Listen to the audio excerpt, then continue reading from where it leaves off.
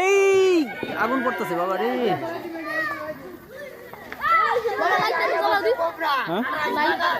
রাখা আমার ভয় লাগতেছে। হ্যাঁ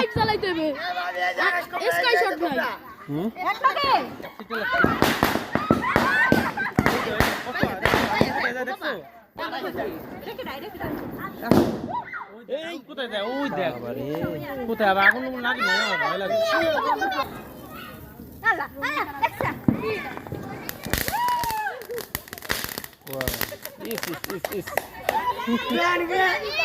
এটা কিটক্যাট নাম হলো কে?